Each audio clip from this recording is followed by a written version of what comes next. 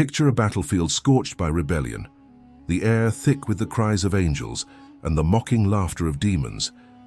At its heart stands the ancient serpent, the devil himself, roaring with defiance, his scales glinting with the weight of centuries of lies. And then something unthinkable happens.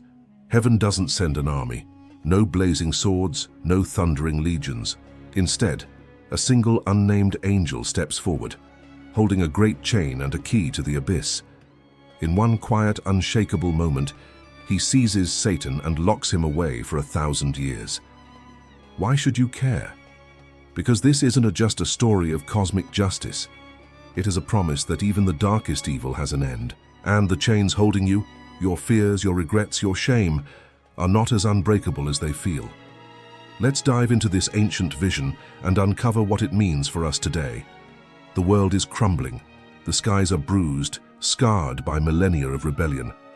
The earth lies cracked and weary, bearing the weight of every lie whispered, every heart deceived, every kingdom torn apart by unseen claws. Creation itself seems to hold its breath, caught between terror and hope, waiting for heaven's next move. This is the scene painted in Revelation 20, a moment so vivid yet so understated, it's easy to miss its power. An angel descends from heaven, holding a key to the bottomless pit and a great chain. He seizes the dragon, the ancient serpent, the devil, Satan, and binds him for 1,000 years. No epic battle, no clash of celestial swords, just a single angel, unnamed, stepping into the chaos with quiet authority. Who is this angel? Why not Michael, the mighty warrior who once cast Satan from heaven? Why not Gabriel, whose voice carried the hope of salvation to the world? This is no archangel, no celestial celebrity, just a servant of God, stepping onto a battlefield still smoking with the ruins of rebellion. And that's what grabs your heart, isn't it? In a world obsessed with fame and status, heaven chooses an unknown to face the greatest enemy of all. What does that say about the power of obedience, about the strength of simply showing up when called? The dragon stands tall, his eyes burning with ancient hatred. This is the being who deceived nations, toppled kings, and whispered lies since the dawn of time. Yet when this unnamed angel approaches, there's no struggle. No roaring defiance can stop what's coming. The angel's chain clanks with divine authority, and the key glints with a power not his own. In one swift moment, Satan is bound, dragged to the abyss, and locked away. The silence that follows is deafening, a world without the serpent's whisper for the first time in ages. Can you imagine it? 1,000 years without temptation's voice, what would that feel like? Let's pause for a second. Have you ever faced a dragon in your life? Not a literal monster, but something that feels just as big. Fear, addiction, shame, or regret. Something that looms so large it seems unbeatable. This story whispers a truth we often forget. No matter how fierce the darkness looks, it's powerless before the authority of God. The angel didn't need a name or a blazing sword.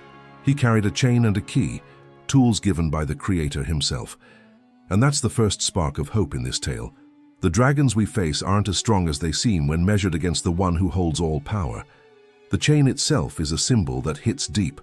It's not forged by human hands or angelic ambition.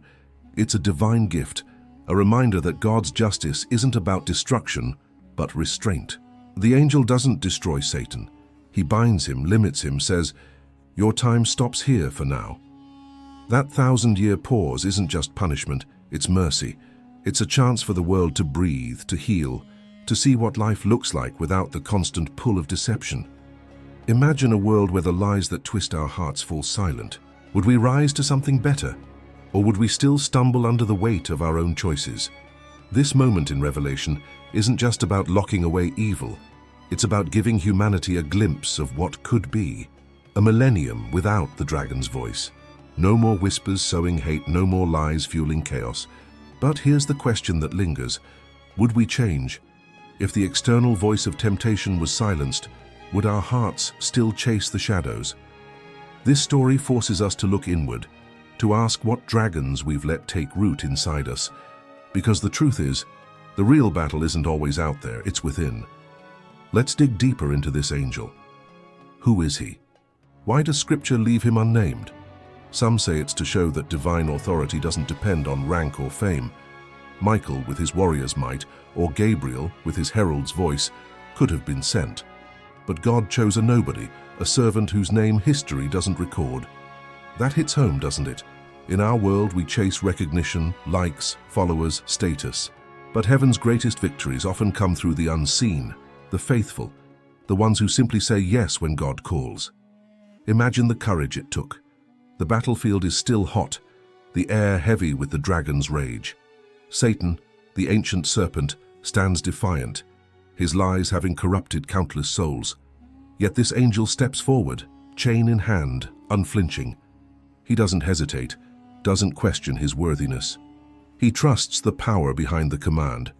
Have you ever felt called to something that terrified you? A moment where you knew you had to act, but the weight of it felt too big. This angel's story is a reminder. You don't need to be a hero to change the world. You just need to show up, trusting the one who sent you. The act itself is almost hauntingly simple. The angel seizes the dragon, binds him with the chain and locks him in the abyss. No struggle, no resistance. All that cunning, all that terror, collapses like smoke before heaven's will. It is a moment that screams a truth we need to hear. Evil only feels unstoppable when we face it alone. Compared to God's authority, it's nothing.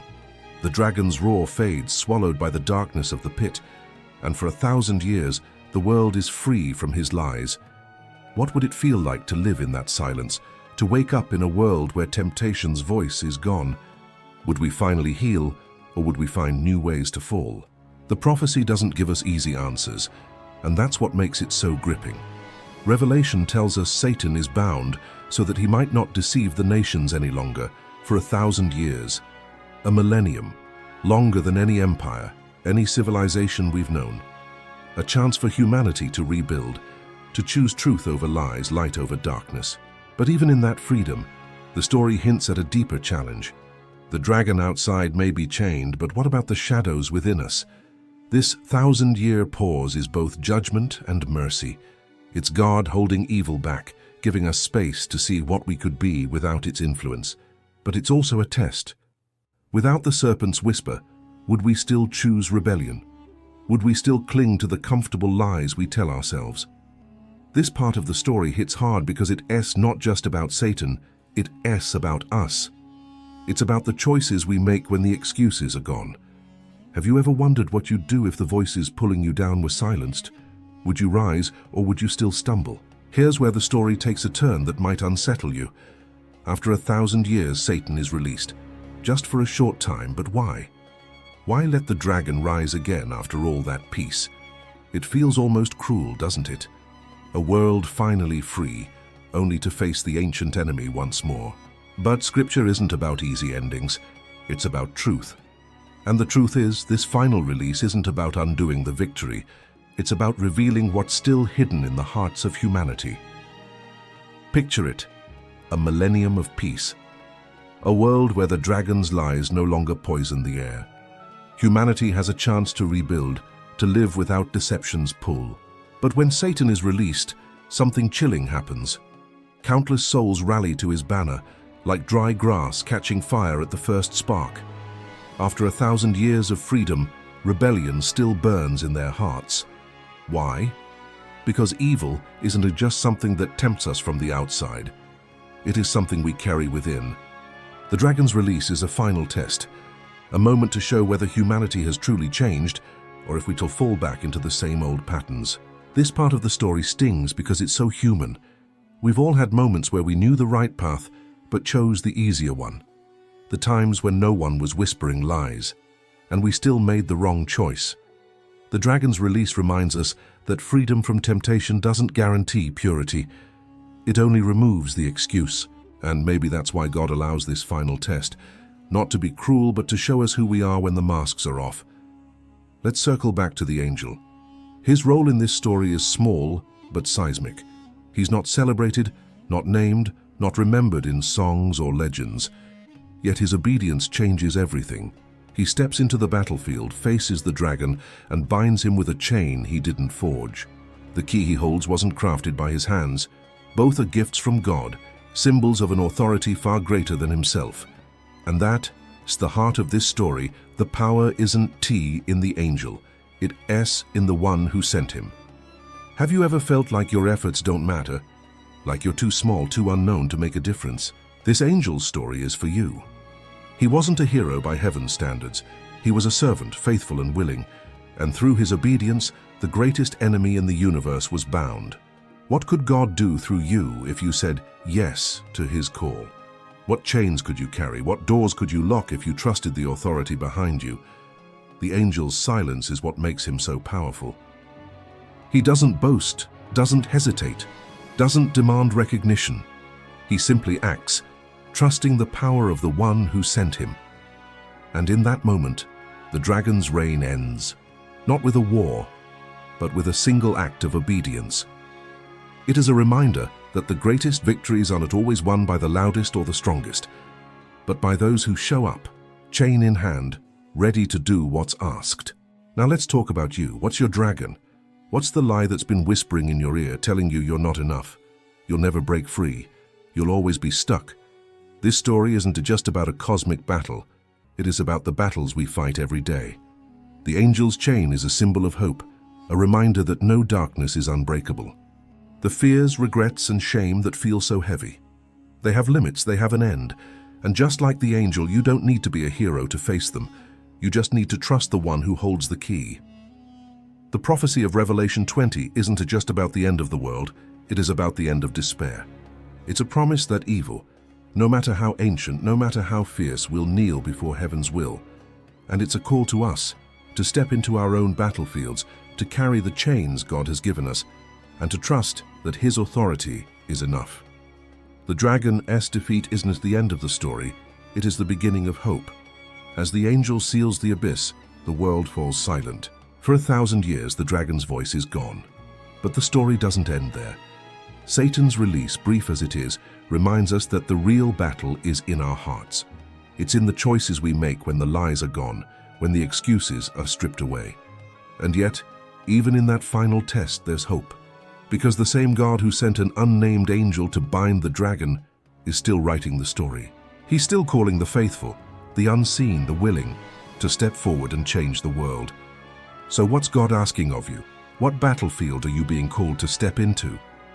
It might not be a cosmic war, but it's just as real. Maybe it's forgiving someone who hurt you. Maybe it's breaking free from a habit that's held you for years. Maybe it's simply showing up day after day, when everything in you wants to give up. The angel's story tells us it is not about being the strongest or the loudest. It is about being faithful. It's about trusting the one who gives you the chain and the key.